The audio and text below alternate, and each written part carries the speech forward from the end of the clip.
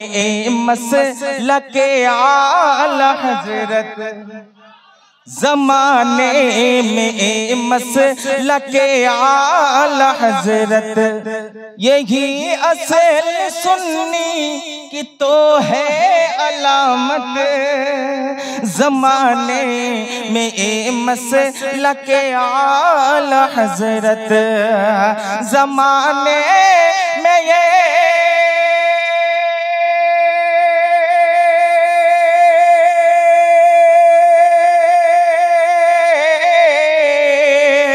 ज़माने में ये मसला के आला हजरत यही असल सुन्नी की तो है अलामत जो कहता है कुछ भी नहीं है ये मसलक जो कहता है कुछ भी नहीं है ये मसलक तमाचा लगाने को जी चाहता है जो कहता है कुछ भी नहीं है ये मसलक तमाचा लगाने को जी चाहता है। দেখলেন আমি বললাম না কি বাংলাটা কোনটা ভাত লাগছে আর উর্দুটা বিরিয়ানি। দেখুন একবারে দলিল আপনাদের সামনে রয়েছে, মোহাব্বতে বলুন সুবহানাল্লাহ। যাই হোক আমার মওজু নাই, আমি যা বলে আয়াত পড়েছি তার উপরে ইনশাআল্লাহ আমি সংক্ষিপ্ত বলবো। বক্তা সাহেব চলে আসছেন। আমি আয়াত পড়েছি ওয়ামা আরসালনাকা ইল্লা রাহমাতাল লিল আলামিন। আল্লাহ পাক পরবর্তীগারে আলম বলেন হে মাহবুব আমি আপনাকে সারা জগতের জন্য রাহমাতাল লিল আলামিন করে পাঠিয়েছি। জোরে বলুন সুবহানাল্লাহ। সকলের জন্য রাহমাতাল লিল আলামিন, সকলের জন্য রাহমাতাল লিল আলামিন। বৃষ্টি আল্লাহ রাব্বুল আলামিন কোরআনের মধ্যে বলছেন বৃষ্টি হচ্ছে আমার রহমত, আর রহমত সে ধরে থাকতে পারে যে এভাবে গর্ত হয়ে আছে, গর্ত যে আছে সেই ধরে থাকতে পারবে, আর যে গর্ত নাই সে ধরে থাকতে পারবে না। তো আপনি দেখুন যে রাহমাতাল লিল আলামিন করে আল্লাহ নারে তাকবীর नारे रिसालत আপনারা দাঁড়িয়ে যান, नारे हैदरी नारे हैदरी मसला के आला हजरत मसला के आला हजरत দুনিয়ার বুকে পাঠিয়েছেন, সেই নবীর উম্মত বানিয়েছেন যে নবীর সমস্ত নবীর আলা। আল্লাহ রাব্বুল আলামিন এর লাখ শুকরিয়া যে আজকে আমরা এই মাহফিলে এসে হাজির হতে পেরেছি।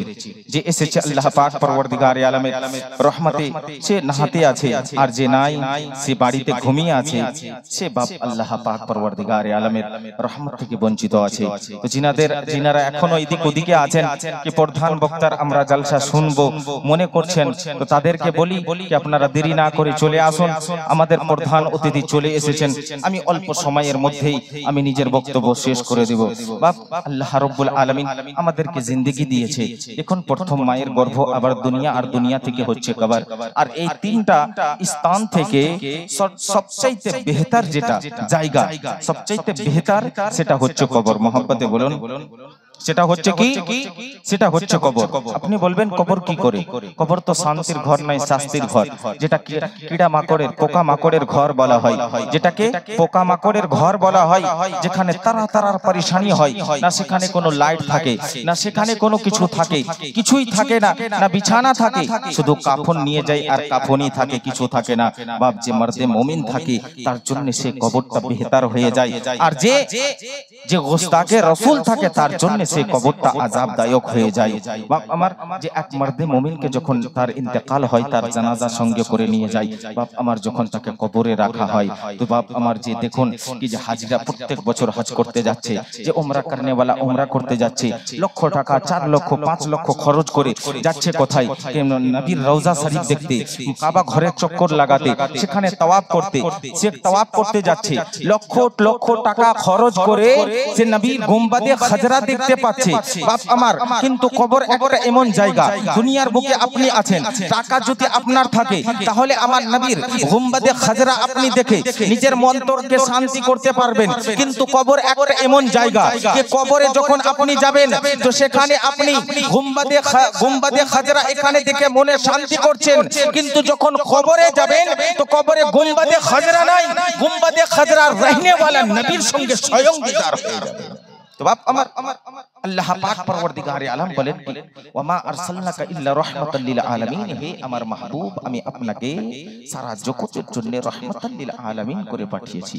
যে বাপ আমার নবী কি রকম রাহমাতাল লিল আলামিন, যখন মক্কা শহরে যখন ইসলাম ফেলাইতে লাগলেন, বাপ আমার মক্কা শহর একটা এমন শহর কারো কথা শুননে वाला নাই, কেউ কারো মদদ করনে वाला নাই, স্বার্থ ছাড়া কেউ কারো কাজ করে না। এক ছোট্ট ছেলে তার মাকে বলে উঠলো, আম্মা জান আপনি যা পোশাক পরে আছেন আপনার পোশাক চতুর্দিক থেকে এতটা ফেটে গিয়েছে, এতটা ছিঁড়ে গিয়েছে, মা এই কাপড় দেখে আমাকে নিজেই লজ্জা লাগছে, আম্মা আপনি একটা নতুন কোন পোশাক পরো।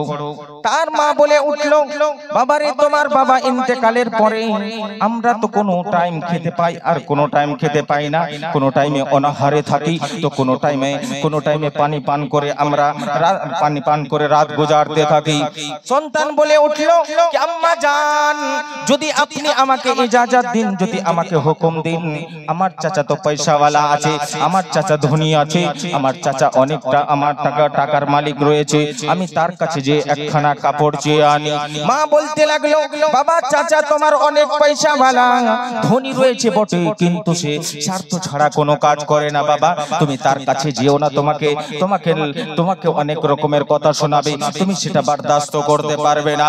সেই বাচ্চা মায়ের কথা শুনলো না, না শুনে চাচার ঘরে গেল, যাওয়ার পরে যখন দরজাতে আঘাত দিল, চাচা জান আপনি তো অনেক পয়সাওয়ালা, আমরা অনেক গরিব আছি, আমার কাছে না টাকা পয়সা আছে, একটা কাপড়ে আমার মা দিন গুজারতে আছে, অনেক জায়গাতে ছিঁড়ে ফেটে গিয়েছে। চাচা কি করলো, তাকে হুমকি দিয়ে ঘরের দরজা থেকে সে ধাক্কা মেরে যখন দূরে ছড়িয়ে ফেলে পড়ে গেল, আঘাত হলো, কিন্তু সেই আঘাতের ব্যথাতে এত কান্না পেল না, যেটা দিলের মধ্যে ব্যথা হলো, সেই ব্যথা নিয়ে ছুটতে লাগলো মায়ের দিকে। রাস্তার মাঝে এক সাহাবায়ে রাসূলের সঙ্গে সাক্ষাৎ হলো। সাহাবায়ে রাসূল বলে উঠলো, বাবু তুমি কেন কান্না করছো, কান্না করার কারণটা কি, তুমি একবার আমাকে বলো, তোমার যদি সত্যিকারী সমস্যা থাকে তোমার সমস্যার সমাধানও আছে। সে বলতে লাগলো, আমি যদি বলি আপনি হাসবেন, আপনি ঠাট্টা করবেন, আমার দিলে আঘাত হবে। সে সাহাবায়ে রাসূল বলল, সত্যিকারী বলো তোমার কি পরেশানি। সে বলতে লাগলো, আমরা এত গরিব, আমরা গরিব কিনা আমাদের কাছে খাওয়ার পয়সা রয়েছে না, নতুন পোশাক কেনার মতো কোনো আমাদের কাছে পয়সা রয়েছে, কিছুই নাই, তার জন্য আমি একটা কাপড় নিতে এসেছিলাম, আর সেই কাপড় নিয়ে আমার মায়ের আমি শরীরটাকে ঢাকতে চেয়েছি।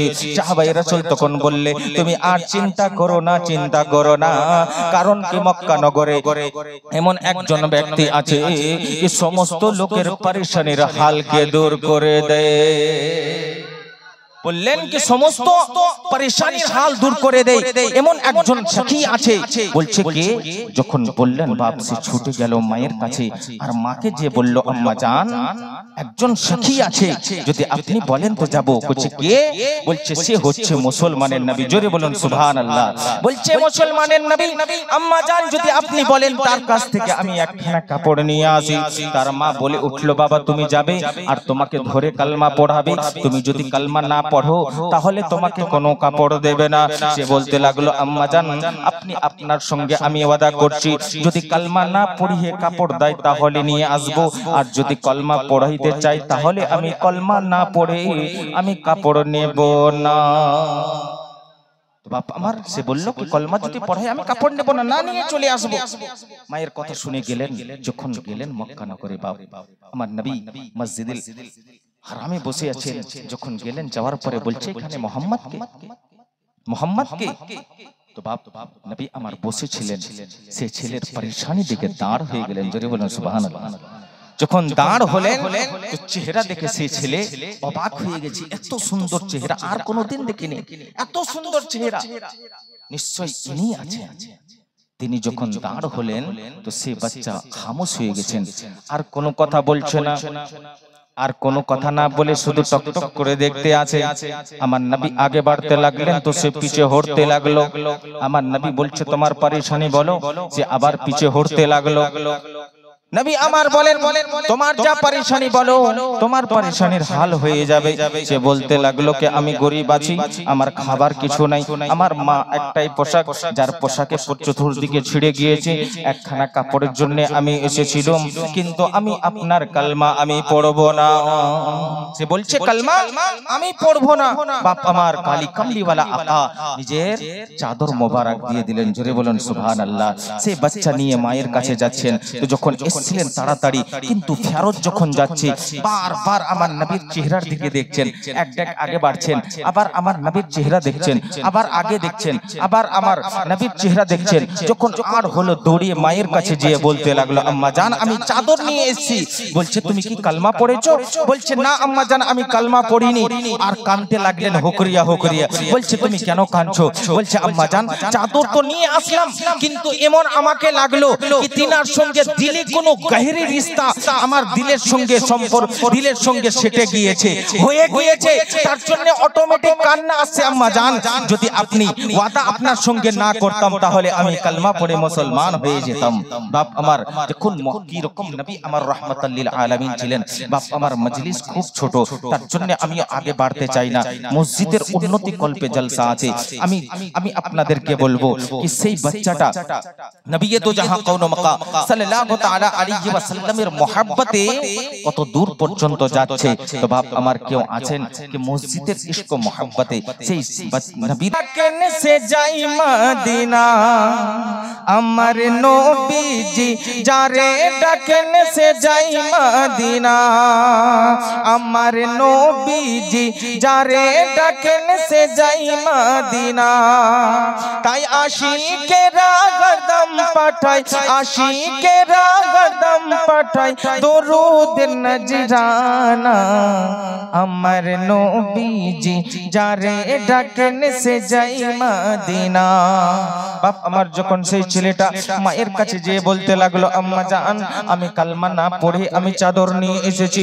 বলছে বাবা তুমি ভুল করেছো, মক্কা শহরে এমন কোন লোক আছে যে স্বার্থ ছাড়া সে স্বার্থ ছাড়া মানুষকে মাদাদ করে, তো সে অবশ্যই সচ্চা রয়েছে, সে মিথ্যাও হতে পারে না। বাবা তুমি ভুল করেছো, তুমি চলো আমাকে সঙ্গী করে নিয়ে চলো, সেই নবীর দরবারে তুমি নিয়ে চলো যেই দরবার থেকে তুমি চাদর নিয়ে এসেছো। সেই ছেলে মায়ের হাত ধরলো আর সেখান থেকে যেতে লাগলো। বাপ আমার কান্না করছে, ছেলের চোখ দাঁড়াতে ঝরঝর করে পানি পড়তে আছে। আমার নবী তখনও দাঁড়িয়ে ছিলেন, দেখে বলতে লাগলো বলো বাবু তুমি আবার কিসের জন্য এসেছো? তুমি যা চেয়েছো তাই তো আমি তোমাকে দিয়ে দিয়েছি। তার মা বলতে লাগলো হুজুর আপনার কথা আমি অনেক শুনেছিলাম, কিন্তু আমি ভাবছিলাম আপনি যা ধর্ম প্রচার করছেন হয়তো এটা মিথ্যা আছে। আমরা ধোঁকাতে পড়তে পারি, আমার স্বামী নাই, আমার স্বামী অনেক দিন হয়ে গেল ইন্তেকাল করেছে, কখনো খাবার খেতে পাই কখনো খাবার খেতে পাই না, অনাহারে দিন কাটাই, তার জন্য আমি ভয় ভীতিতে থাকি আমার ছেলে যেন পথভ্রষ্ট না হয়ে যায়। তার জন্য আমি হাকিকত লোকের তালাশে ছিলাম। আজকে আপনার হাকিকত আমি শুনলাম নিজের ছেলের মুখ দ্বারাতে, তা শুনে আমরা চলে এসেছি। ইয়া রাসূলুল্লাহ ইয়া হাবিবাল্লাহ আপনি তো আমাদের দুনিয়া থেকে আজাদ করেছেন, তো আপনি আমাদেরকে কালমা পড়িয়ে আখিরাত থেকেও আজাদ করে দে। বাপ আমার আর কেউ নাই বাবা, সময় হয়ে গেছে হযরতকে দিয়ে দেব আর 3 জাযাকাল্লাহ খাইর। বাপ আর কেউ নাই বাপ আমার, আল্লাহর ঘরের জন্য আপনি দান দিবেন। আমার নবীজি যারে ডাকেন সে যাই মদিনা। একবার ভলান্টিয়াররা মা বোনের দিকে ঘুরো, যা হয় ইনশাআল্লাহ দিবে। সুবহানাল্লাহ, নারে তাকবীর, নারে রিসালাত, বেনামি 1000 টাকা আল্লাহ তার দানকে কবুল করুন, আমিন সুম্মা আমিন। বাপ যদি 1000 বেশি হয় তাহলে 5। নাম কি?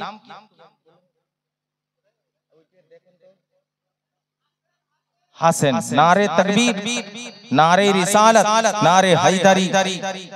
হাসেন আলী সাহেব 1000 টাকা দাতা, আল্লাহ তার দানকে কবুল করুন, আমিন সুম্মা আমিন। আর কেউ নাই বাপ আমার, যদি 1000 বেশি হয়